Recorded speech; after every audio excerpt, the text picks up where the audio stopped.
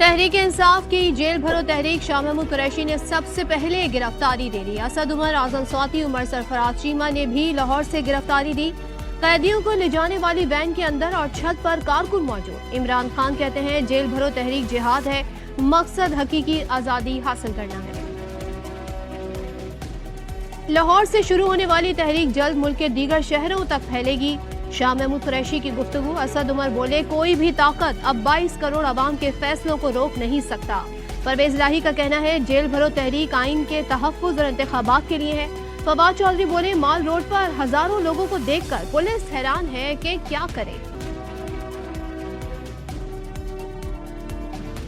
खुद आप बंकर में, बच्चे आपके लंदन में और लोगों को कहते हैं जेल भरें। जेल भरने के लिए हौसला चाहिए होता है। लीगी रहनुमा तलाल चौधरी के तंज़ियावार। कहा, इमरान खान नैब नोटिस और FIA इंक्वायरी पर स्टे वापस लेकर दिखाएं।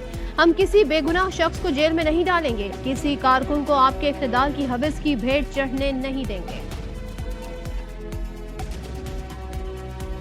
आज वक्त हमसे किफायत शुआरी, सादगी और कुर्बानी मांग रहा है। अशराफिया को अपने वसाइल से हिस्सा डालना होगा।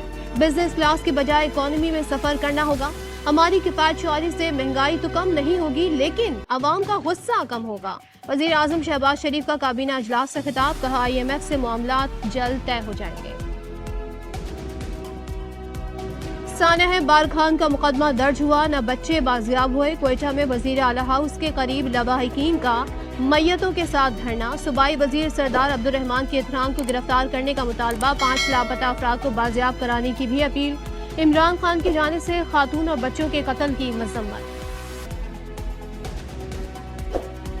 और HBL PSL सीजन 8 में आज होगा बड़ा मुकाबला। कराची किंग्स शाम 6 बजे मुल्तान सुल्तान से टकराएंगे।